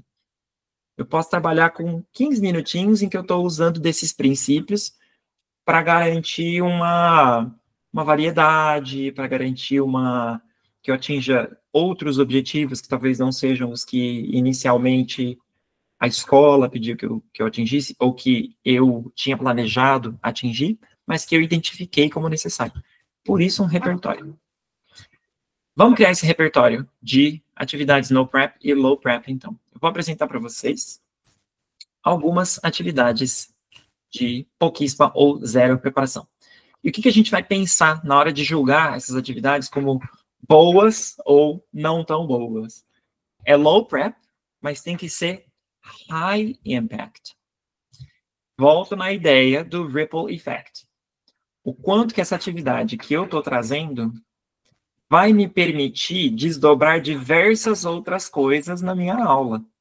Vai criar diversas outras oportunidades de aprendizagem. Primeira atividade aqui que é interessante é What's the Story? What's the Story é uma atividade que a gente pode fazer com absolutamente qualquer coisa que os alunos tenham em mãos ou que eles tenham em casa, se vocês dão aula online. Como, por exemplo, objetos, fotos que eles tenham no celular ou fotos que eles tenham num quadro, roupas. E aí a pergunta é, what's the story of this object? What's the story of this outfit? What's the story of this person? É uma atividade muito fácil, muito tranquila de fazer com seus alunos. Permite que os alunos façam uma coisa que, inclusive, na vida real acontece com muita frequência. Porque a gente fala, né? Oh, what a nice shirt. Oh, thank you. So I found this at a thrift shop, and it was so cheap. I couldn't believe it. And it's in very good condition. I only had to, do a little stitch over here. Eu faço isso na vida real, não faço? Eu preciso reproduzir isso na minha sala de aula. Do mesmo jeito que roupas, fotos, perdão, objetos, fotos. Então, quem são essas pessoas na foto? These are my parents. This is them at an event. Oh, look, my mom. She looks so fancy. Parará, parará. O mais legal desse tipo de atividade é que, ripple effect, lembrem, né? Eu estou trabalhando com speaking, que me permite trabalhar com vocabulário, gramática, pronúncia, me permite trabalhar depois, se eu quiser, com writing. Então, imagina que você está deixando esse objeto de herança para um filho. Você deixou numa caixinha suas memórias mais preciosas. Esse é um dos objetos. Escreva uma carta para o seu filho falando desse objeto. Ou você está escrevendo um essay e você tem que defender por que todo mundo deveria ter essa peça de guarda-roupa, dessa peça no guarda-roupa deles. Olha que as possibilidades são infinitas. Quem falou que para eu ensinar o meu aluno a escrever um essay, eu preciso fazer ele escrever sobre global warming? Eu posso falar sobre devo ou não devo ter uma camisa azul prontinha para ser usada? Pros, cons, tarará, qual a estrutura de um essay? Virou uma aula de writing. Dá para virar leitura e escuta. Legal. Vamos descobrir as origens de tarará? Acha aí um vídeo no YouTube ou um texto na internet sobre quem inventou a camisa polo. Sobre, sei lá, se for um isqueiro que a pessoa tem, que ela gosta muito, quando foi inventado o isqueiro. Então, veja, os desdobramentos são o que importam aqui. Por isso que a gente está falando que é low threat, mas é high impact. Dá para fazer muita coisa de um mesmo ponto de origem. E é um pouco esse é o conceito de Dogme no geral. Partir de um lugar e chegar em muitos possíveis lugares. A gente tem que estar preparado, no entanto, né? E a gente tem que estar confiante. Eu tenho que saber muito bem a estrutura de um essay, se eu for propor um essay assim, espontaneamente. Precisa ser 100% espontâneo? Não, eu posso ter a minha secret agenda. Mal sabem os meus alunos que eu vou falar para eles falarem do objeto no bolso, mas isso aqui vai virar um writing. Eu posso ter isso, eu posso preparar para ensinar um essay. Outra atividade muito legal, class debates. Vou fazer uma explicação baseada na ideia de alunos que trabalham em grupos. E depois eu vou falar sobre adaptação disso para aula particular e um pequeno tapa com luva de pelicas. Estou avisando agora que é só para vocês se prepararem. Class debates, de novo, não precisa ser does global warming exist? Vocês são pró, vocês são contra. Não precisa ser isso. Pode ser, na sua opinião, tudo bem alguém se atrasar mais do que 10 minutos para uma festa? Debatam. Na sua opinião, tudo bem uma pessoa só na sala controlar o ar-condicionado de todo mundo? Debatam. Class debates são um gênero. A gente não precisa fazer um debate acadêmico. Pode ser um debate de coisas mundanas. A gente não faz isso? Arroz em cima ou arroz embaixo? Você come a bundinha do pão? Sabe? É um ótimo debate. Café com açúcar ou sem açúcar? Class debate. Isso gera oportunidades para negociar. Desculpa, vou falar as outras ideias primeiro. Se você pudesse, tarará, o que você, tarará? Se pudesse comprar qualquer coisa hoje, mas você só pode comprar dessa coisa, o que você compraria e por quê? Eu compraria isso, eu compraria aquilo. Por quê? Convença o resto da turma a comprar o seu objeto. Ou temos estes 2 objetos. Se você pudesse escolher um deles, qual você escolheria? Convença os seus colegas de que o seu objeto é melhor. É um debate. Qual o melhor, sei lá, dependendo da turma, qual o melhor track do novo álbum da Lady Gaga? Qual o melhor jogador do Corinthians atualmente? Pode ser qualquer debate. Vejam como isso aqui é adaptável para qualquer aluno, qualquer contexto, em qualquer nível. Em qualquer nível. O que é legal disso daqui? Isso aqui gera oportunidades de negociação, Mas não, mas e se? Mas e agora? E se? Faz sentido, você tem razão, não sei. Gera oportunidades de trabalhar com interrupção. Okay, but let me just say something. All right, you've spoken, now it's my turn. Now, let me see if I get this clear. Gera oportunidades para trabalhar com language de esclarecimento, de convencimento, persuasão, que, de novo, são coisas que não costumam aparecer em livros, que são deixadas para o aluno aprender naturalmente na vida, porque é o que o aluno vai fazer o tempo inteiro. Ele vai para uma reunião de trabalho e ele vai ter que tomar decisões com os colegas de trabalho dele de se segue para o lado A ou para o lado B no projeto. E aí, olha que engraçado. Como ele vai ter tantas oportunidades na vida real de fazer aquilo, a gente deixa para ele aprender lá. Mas que coisa irônica. Eu não estou preparando ele para aquilo, então eu preciso ter isso na minha aula. A gente conta que ele vai desenvolver isso, né? E o que é legal desse class debate aqui, né? Para grupo, é mais fácil de stage, eu acho isso aqui, né? Parzinho, vambora. Mas tem uma coisa muito importante sobre esse contexto de professor e aluno particular, né? A gente precisa aprender, se a gente dá aula particular, a gente precisa aprender a colocar o chapéuzinho de interlocutor e tirar o chapéu de professor. O que isso quer dizer? Quando eu estou com o chapéu de professor, o meu aluno fala comigo e eu respondo como professor, ajudando, né? Aiding the communication. Totalmente, muito provocador, Vivi. Muito. É um papel de interlocutor, é um papel de eu tô te ouvindo, e se você disse uma coisa que eu, numa interação natural, não entenderia, eu preciso, mesmo que eu tenha entendido, porque eu sou professor treinado, eu falo a tua língua, mesmo que seja esse caso, eu preciso fazer. Sorry, I didn't understand. What do you mean by parará? Oh, you mean blah? Se o meu aluno disser, I went to the beach every day, é eu dizer para ele assim, oh, that's so nice that you have this habit. Fingindo que eu não entendi o que ele está falando na viagem. E talvez seja isso que aconteça numa interação real. E aí, essa ideia aqui do class debate só funciona numa aula particular se eu estou com um chapeuzinho de interlocutor. É eu olhar para o meu aluno, em certos momentos ali, como só outra pessoa, que tem suas curiosidades, suas contribuições, que vai conversar comigo. E como é que a gente percebe que a gente está exatamente, Gabi, preparar o aluno para lidar com isso? Porque é isso que ele vai ter na vida dele. Não me entendam mal, a gente pode, né, infelizmente, encontrar aí a pessoa que fala a língua, e a gente fala uma coisa errada e a pessoa fica corrigindo a gente e tal. Mas isso é muito mais unlikely.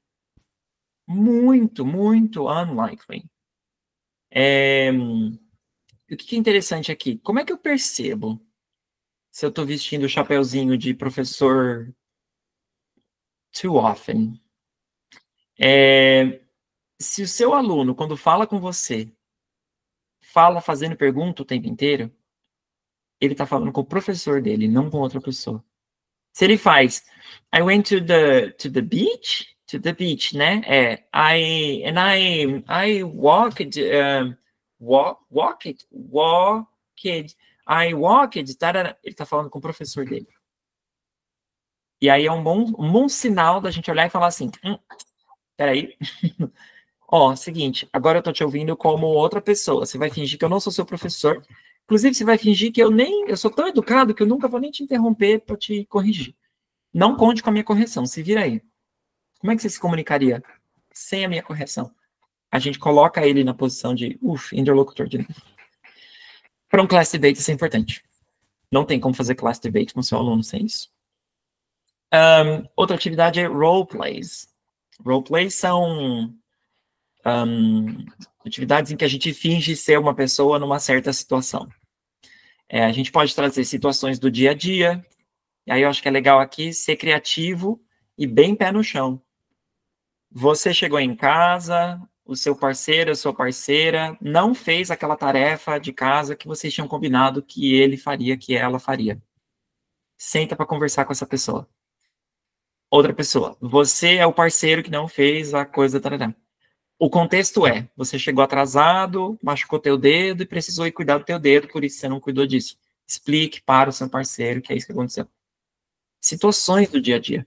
Que a gente pode ter na mão, tem diversas cartinhas de roleplay que são prontas. Você pode comprar a caixinha de roleplay, de cartas de roleplay, para usar na sala de aula. É o tipo de coisa que, de novo, cria um ripple effect. Você vai trabalhar com functional language, é trabalhar speaking, é trabalhar negotiation, é trabalhar intonation, que às vezes é assim, you're very angry. How do you show you're angry? Você está frustrado. Como é que eu falo para demonstrar que eu estou frustrado? Outra possibilidade também é que os alunos podem criar os personagens. Ó, o setting é, estamos numa padaria lotada. Quem é você, literalmente, quem é você na fila do pão? Eu sou o cliente com fome. Então tá bom, você é o cliente com fome. Quem é você? Eu sou o atendente que não dormiu direito. Legal. Hungry client meets grumpy clerk. Vamos ver como é que é essa interação. Olha que legal. Acho que é trazer um pouquinho de teatro, né, de certa maneira, para a aula. Tem muitas oportunidades aqui de desenvolvimento, né, de língua. E, por fim, uma atividade que eu adoro, que é 3-2-1 Fluency, que é sobre a gente praticar o controle sobre a língua. A gente faz uma atividade... Peraí, rapidinho, desculpa. A gente, em 3-2-1 Fluency, a gente faz uma atividade de speaking e os alunos têm que falar por 3 minutos. Aí, a gente faz um momento de feedback, deixa eles se prepararem de novo para repetir a mesma coisa, só que agora eles só têm 2 minutos. Faz um feedback, eles se preparam novamente e na terceira vez eles têm 1 minuto. Isso aqui ajuda o nosso aluno a desenvolver uma eficácia na língua. É aprender a ser conciso, é aprender a comunicar mais com menos, é aprender a cortar o que não importa, que é uma habilidade que às vezes também falta nos nossos alunos, né? Essa coisa do aluno fazer uma verborragia para falar uma coisa simples, às vezes é isso que pode causar problemas para eles. Tipo assim, fulano é mó chato, né? Não cala a boca, ele fala pra caramba. Ou fulano fala esse negócio, não chega no ponto que ele quer chegar. É um jeito legal de trabalhar com speaking aqui, e que, de novo, é no prep isso aqui. É uma atividade que pode ser, how was your weekend? Tell me in 3 minutes what you did on the weekend. E aí, tell me in 2 minutes. E aí, tell me in 1 minute. Vamos com essas atividades? Alguma dúvida? Quero ouvir sobre dúvidas e qual a favorita de vocês? Qual que vocês na segunda vão usar? Pode pôr no chat, se não quiser. Lola? Eu gosto da... Eu fechei a câmera porque tá todo mundo com a câmera fechada, tá? Por isso. Eu vou fechar a minha também, então. Vocês que se virem. Não, mentira. Brincadeira. Eu sei que eu tava fechei a esquisito. câmera porque eu deitei, Lulu. Pode ficar aí. Não, você fez bem, mas eu fiquei meio assim, eu falei, gente, só tô eu com a câmera aberta aqui, que veio. E eu sou meio aparecida. Eu falei, deixa eu fechar. Pode aparecer, tá tudo bem. A gente tem a Emily, tem a Mari, a Vivi, a Joyce também, tudo de câmera aberta, então tudo bem. Isso. A gente, depois da pandemia, eu aprendi a lidar com o contexto aluno de câmera fechada. I did it. So old school. Eu adorei a What's the Story, e eu gosto da roleplay. Eu já faço bastante roleplay, e o Carlos Gontov, que é um preparador, ele faz roleplay com objetos, é muito doido. Tipo, você pega o bully e o bully tem que falar com a caneta. It's very nice. So I really like roleplays. E o Carlos traz umas coisas tão playful, né? Ele sabe trazer a diversão e playfulness para a sala de aula dele como ninguém. Exactly.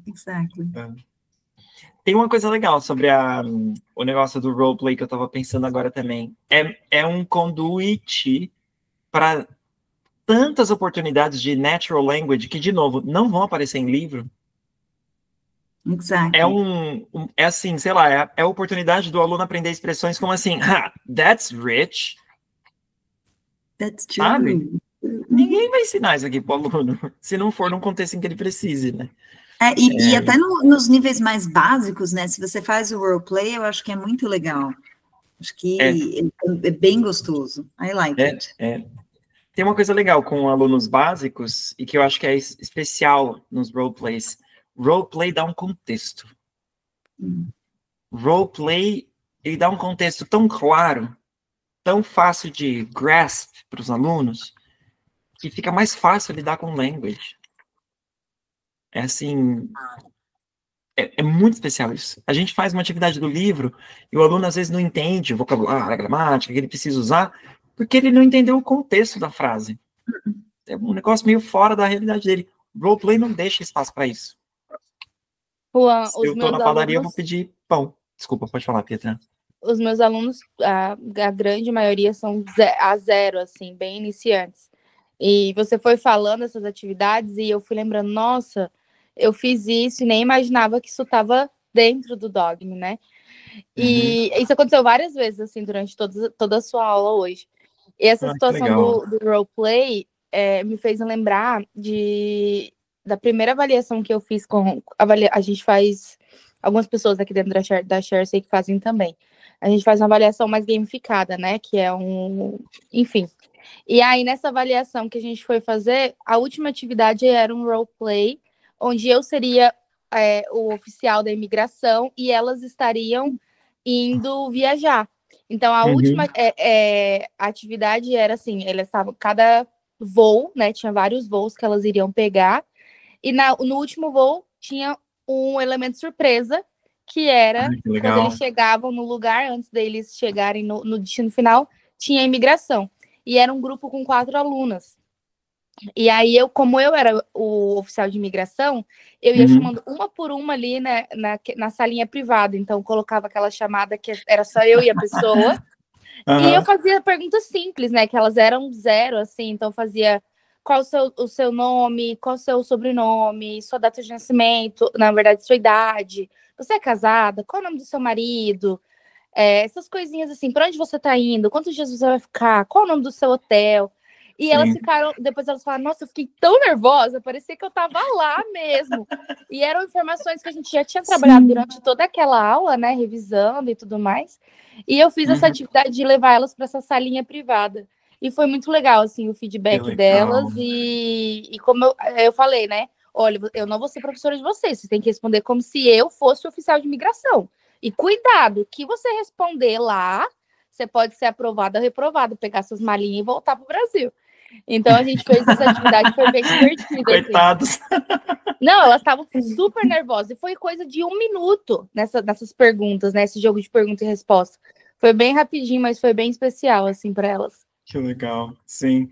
E eu acho que é uma coisa que é, assim, a gente acaba perdendo essa...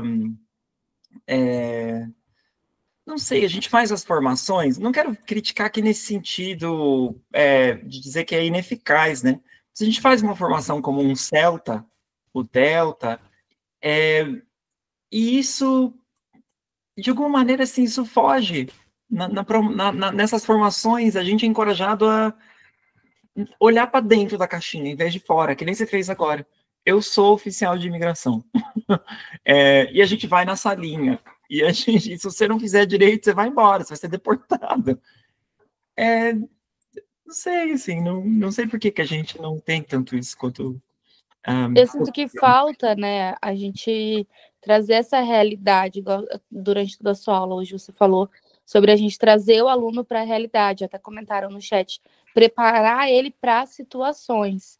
Então, eu acho que, não necessariamente durante as minhas aulas, mas nesses momentos de avaliação gamificada que eu faço, eu tento pegar todo aquele conjunto de aulas que eu dei de um modo mais tradicional, né? E levar eles para essa situação. Então, tipo assim, você lembra isso e aquilo que a gente viu? Agora você vai usar na vida real. Essa situação aqui que você vai viver para a gente avaliar, para ver se você está precisando rever alguma coisa. Então, eu Sim. acho que ter esse momento, por mais que a gente não precisa, o que eu sinto é que sempre que a gente fala de uma abordagem, de uma metodologia, parece que a sensação que eu fico é que a gente tem que seguir aquilo 100%.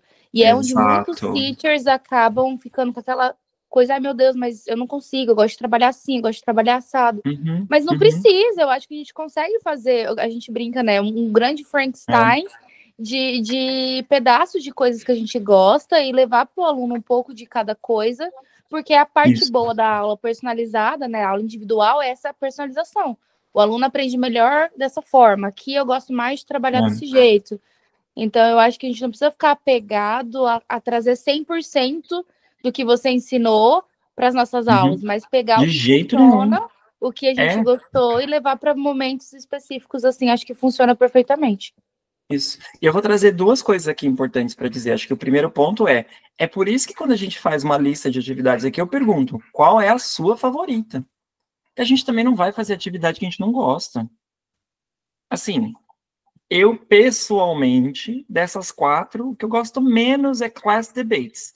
Eu faço, mas é uma atividade que eu me sinto menos atraída. Eu prefiro o What's the Story, roleplay, essa repetição para falar. Amo. Class debate, gosto, mas sei lá. Quando eu posso escapar, eu escapo, sabe? Quando eu posso trabalhar com negociação, interrupção, esclarecimento de outras maneiras, trabalho. E é isso. A gente compensa da maneira como a gente acha que dá. E a segunda coisa a Karina comentou no chat. Eu preciso fazer mais roleplays na aula, né? Como eu tenho somente alunos individuais, não foco muito nisso. Tem isso, né, Karina? A gente, porque está no contexto do individual, a gente esquece que a gente também é um player. Eu também estou na aula. Eu posso ser o student B, entendeu? Ou eu posso ser o student B no debate, eu posso ser, enfim, qualquer outra pessoa ali para interagir.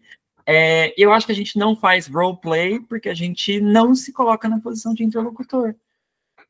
E se eu estou na posição de professor o tempo inteiro, eu não caibo no roleplay, né?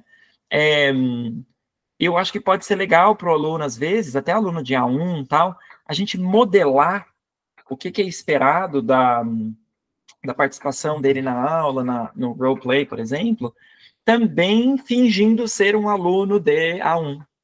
Então, por exemplo, eu vou fingir que eu estou no nível mais básico, então eu também vou te fazer perguntas, eu também vou te fazer tarará, eu também vou ficar tarará, beleza? E aí eu modelo. Então eu estou fazendo um roleplay e eu faço aquele assim, Hi, what's your name? Eu posso fazer isso para mostrar para o aluno que, eu falei what is, era para me corrigir, deixa eu fazer what's, depois eu posso falar. E aí, o que você me viu fazendo? Você sentiu que te ajudou? Atrapalhou a comunicação quando eu fiz isso? É a gente ser criativo com os nossos papéis, né? Matheus, você tinha levantado a mão? Tinha. Juan, só acrescentando nisso que você está falando, eu acho muito Aham. interessante porque eu tive essa conversa com a Mari e com algumas colegas aqui também algum tempo atrás sobre isso. E uma coisa que deu muito certo nas atividades com os alunos foi fazer esses roleplays abertos, né? Então, por exemplo, eu montei uma lista de diversas situações, e aí eu sempre vou renovando, Legal. só que situações Cadê o assim, link você dessa tem- lista? Vou mandar aqui no chat Por depois. favor. Ele tá meio desorganizado, mas tem uma Sem geral. problema. Mas assim, por exemplo, você tem uma situação que o vizinho está fazendo muito barulho, o vizinho está dando uma festa. Você tem que ir lá no vizinho e falar assim: Oi, você pode fazer silêncio, tá me incomodando. E aí eu deixo para o aluno escolher se vai querer papel A ou papel B. E o aluno decide quem ele vai ser, baseado naquilo que ele se assemelha, que ele se sente mais confortável. E é tão legal ver, porque eu faço isso com diversos alunos e vai para situações e lugares tão diferentes, e de acordo com o nível do aluno, eu vou fazer exatamente isso que você falou. Tem um aluno que dá conta de menos, eu vou para uma situação um pouco mais simples. Tem um aluno que dá conta, não, eu vou bater o pé, eu vou contra-argumentar, eu vou falar assim, não, você não quer entrar, não, aproveita, estamos aqui e tal. Ou Adoro. então, tem situações assim que são muito úteis, por exemplo, você chegou no hotel e foi cancelada a sua reserva. O que você faz agora? Como é que você resolve o problema da reserva cancelada no hotel? Ou então, por exemplo, eu tô passando mal, eu preciso ligar pro meu chefe e falar assim, oi, hoje eu não vou dar conta de ir, não. Como é que a gente faz isso? Então, assim, são situações bem mão na massa, e aí, algumas dessas aqui, inclusive, foram sugestões que eu faço modificações na hora de aplicar com cada aluno, mas que, se você tem um padrão, ou se você pede direitinho, o ChatGPT cria situações para você, com personagem A e B, e você não precisa fazer mais nada, você só ajusta. Você fala assim, não gostei desse pedaço, você ajeita, modifica, mas tem muito recurso. Isso é um negócio muito legal. E tem uma outra atividade que deu muito certo, que é o Bounce Back Questions, que é, por exemplo, eu tenho uma pergunta genérica, tipo assim, mostra uma imagem ou dou uma pergunta, e o aluno tem que me devolver sempre uma pergunta. Então, eu falo, tenho uma fala, e ele me devolve, ele encerra a fala dele com uma pergunta, para gerar uma conversa. Então, realmente, é tipo, numa conversa que os dois estão perguntando, os dois estão respondendo, eu dou minha resposta de acordo com aquilo que eu sei que ele precisa de vocabulário, e ele tem que me devolver uma resposta dele e uma pergunta. E às vezes você fala assim, gente, essa atividade sozinha leva meia hora da aula. Mas a gente explora tanto conteúdo. Isso. Eu amo essa atividade. Eu chamo ela de Keep Talking and Nobody Dies. Que é isso, vocês têm 5 minutos. E é Keep Talking and Nobody Dies. E se parar de falar no meio do caminho, vocês perderam, né? E eu acho que o ponto principal aqui é a gente entender essas atividades todas, que não são atividades necessariamente novas, mas entender essas atividades todas como potenciais geradoras de oportunidade de aprendizagem. É usar a mesma atividade, mas numa posição diferente. Que essa atividade, por exemplo, facilmente um roleplay poderia ser colocado como o objetivo final da aula. A gente aprende vocabulário e depois faz um roleplay para usar o vocabulário no roleplay, por exemplo. Mas eu poderia começar a aula com roleplay e, a partir da necessidade de vocabulário que surge ali, fazer a aula de vocabulário, trazer as atividades que eu quero trazer, mostrar para o aluno como aquilo que eu estou aprendendo ajuda ele na situação que a gente tentou no começo da aula, e aí fazer um roleplay de novo no final para ver progresso. É a mesma coisa, é o mesmo diálogo, só que eu estou fazendo com propósitos diferentes, para diagnosticar, para trabalhar speaking, aí eu dou aula de vocabulário, para medir progresso, para treinar vocabulário, para colocar em prática o que a gente aprendeu. Então, é o papel que a gente dá para a atividade que importa, né? E deixa eu aproveitar e perguntar, Matheus, tudo bem se eu copiar essa lista que você me mandou aqui? Posso fazer uma cópia minha? Pode sim. Ela não está muito boa assim não, viu, Juan? Eu atualizei ela depois bastante, mas é uma Imagina, todos nós temos essa lista de coisas bagunçadas. Tem gente, no meu caso, que faz caderno. Assim, eu tenho o meu caderno com 300 mil abas, que eu nunca mais entendo depois que eu anotei, mas que quando eu preciso eu lembro que isso aqui está na aba rosa. Então, é isso. Vamos seguir. A gente tem mais 15 minutinhos só para a gente encerrar aqui. Eu queria fazer um bate-bola bem rapidinho aqui. Vamos falar sobre mitos e verdades de Dog. E acho que a minha esperança é que, nesse momento, todos os mitos e verdades que apareçam aqui agora não sejam novidade. Se tiver alguma coisa que for novidade, isso aqui é mais uma revisão. Mas se tiver alguma coisa que for novidade, vocês me avisem, pera lá, não entendi, a gente vai explorar um tiquinho. Então, primeiro de tudo, o primeiro mito de fato, Dogme não é um método. Dogme é um método? É um mito. O método Dogme não é o caso. Por que não? Método tem a sugestão de que a gente tem uma coisa, né, regrada, eu faço isso para chegar nesse resultado. Esse resultado é o mesmo se eu seguir os mesmos passos. Não é o caso. Dogma é uma filosofia. Dogma ILT é uma sugestão de princípios a seguir. E esses são os princípios que a gente explorou ao longo das aulas, que a gente vai recap daqui a pouco, inclusive. Então, quando a gente pensa em dogma, a gente está pensando em liberdade. É sobre a gente olhar para a sala de aula e fazer com a nossa aula o que ela pede que seja feito. Dogma significa não preparar aulas? Não. Muito pelo contrário, Dogme demanda uma preparação diferente, que eu diria, inclusive, que é uma preparação mais difícil e que leva mais tempo de início, mas que vale muito a pena a longo prazo. Porque você vai desenvolver habilidades de teaching, você vai entender Second Language Acquisition de uma maneira muito mais profunda, quando você fizer esse tipo de preparação diferente. Eu gosto de falar, tem uma aula no Essential Teaching Skills que é sobre Dogme e Demand High. Eu gosto de falar, quando a gente fala de Dogme, a gente está falando de se preparar para uma aula. E não preparar uma aula. Que é eu estar pronto para lidar com o que aparece, que é eu ter conhecimento sobre a língua, sobre a aquisição de segunda linguagem suficientes para poder levar a aula para onde ela precisa ir, ou levar os meus alunos para o caminho que eles precisam ir. Dogme significa não usar material nenhum? Não, não é o caso. Não é abolir todo e qualquer material. Dogme significa saber o lugar do material, que o material serve como apoio, não script da aula. E também entender que a gente pode tirar muita coisa de poucos materiais. Eu posso fazer uma aula inteira com base numa foto. Trago uma foto, o que vocês acham que está acontecendo, por que está acontecendo isso na foto, o que você vê, vamos trabalhar vocabulário, escreve um artigo cuja foto está ilustrando esse artigo, faz uma TED Talk como se você fosse um fotógrafo falando sobre o processo da foto.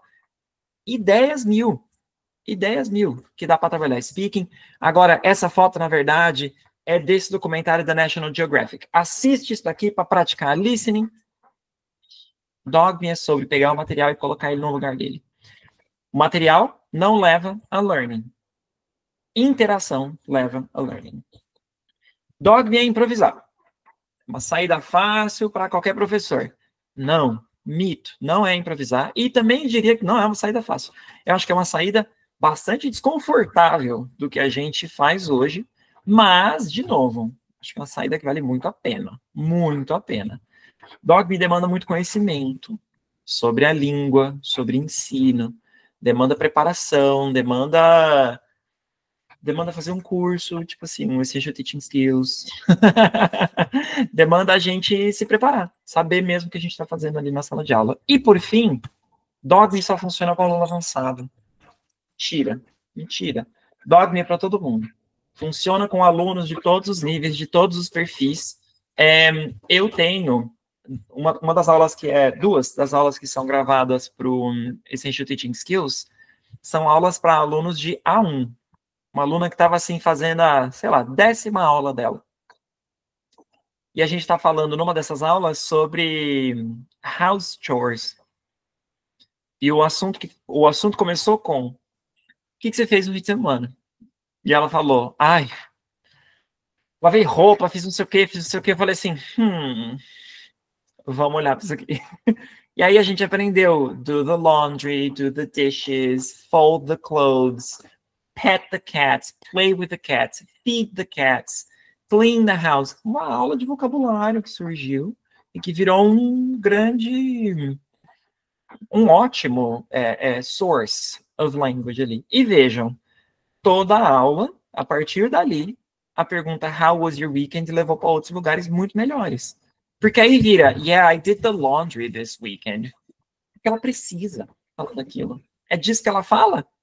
Então tá bom, deixa eu te dar isso em inglês.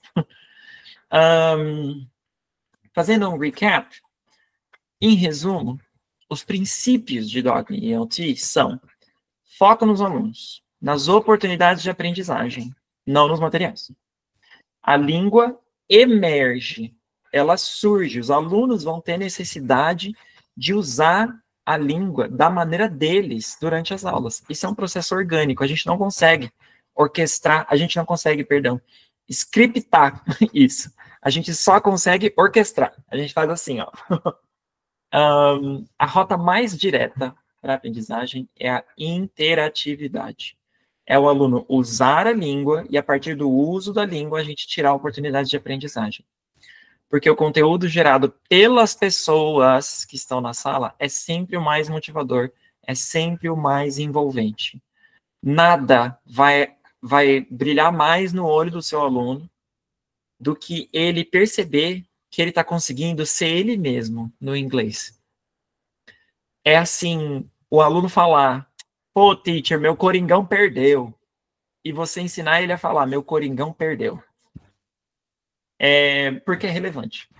eu tenho um aluno que trabalha pra caramba, tadinho. Ele sempre chega exausto na aula.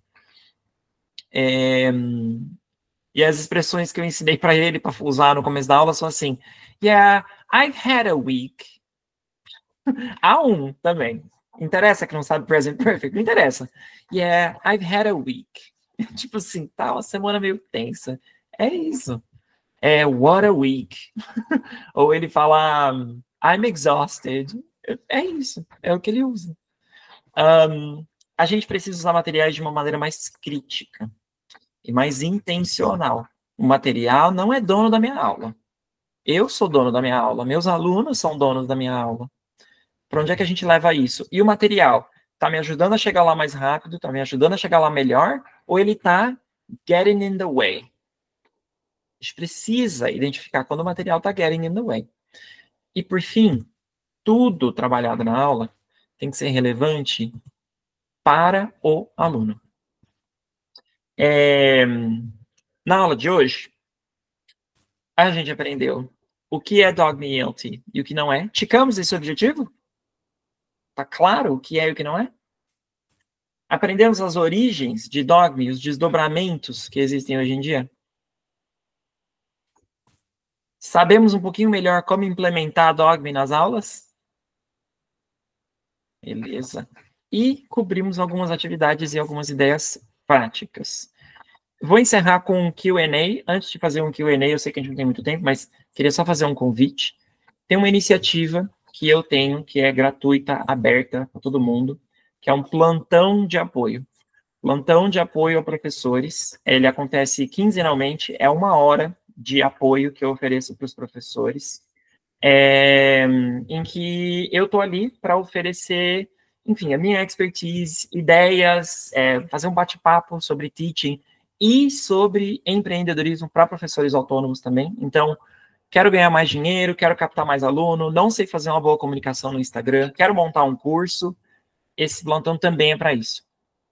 A gente tem um plantão amanhã, às 5h30, e depois no dia 6 de maio. E eu estou oferecendo uma coisa legal aqui para vocês, da Share. Quem estiver assistindo a gravação depois, eu não tinha pensado em vocês me perdoem, mas eu vou oferecer uma coisa para vocês também. Então, todo mundo que entrar no grupo hoje recebe um guia com 10 atividades para implementar Dogme nas aulas. Acho que 3 das quais a gente falou hoje e outras novas atividades com qual é a atividade, como funciona e por que funciona. Por que isso daqui por que isso lends itself para Dogme tão bem, tá bom? Só escanear, vocês vão entrar num grupo do WhatsApp que eu prometo, é um canal de comunicação que eu mando uma mensagem por semana apenas, não tem gif de flor, não tem mensagem de bom dia, é um lembrete de temos plantão semana que vem, temos plantão hoje. É isso, toda semana é uma mensagem. Se vocês quiserem mais dicas diárias de teaching, apoio para professores autônomos, me sigam no Instagram. Estou sempre falando disso lá no Instagram. E vai ser um prazer. Como eu disse, a minha política é de portas abertas. Eu acho que faltam espaços em que a gente tenha a liberdade como professores de ser um pouco mais vulnerável. De falar assim, eu não sei e eu preciso de ajuda. Sabe aquela sala dos professores? Eu imagino que na Share vocês têm isso, esse que é especial, vocês já sabem o valor disso.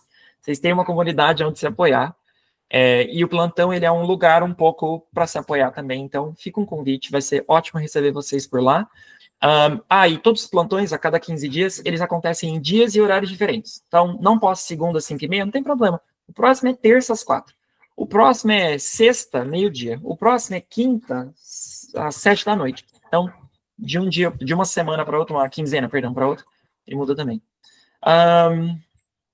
Vou abrir para comentários, dúvidas, flores. Quem quiser jogar flores, pode. Ficou claro? O que vocês acharam da Masterclass? Tem alguma dúvida? Quem vai tentar Dogme amanhã?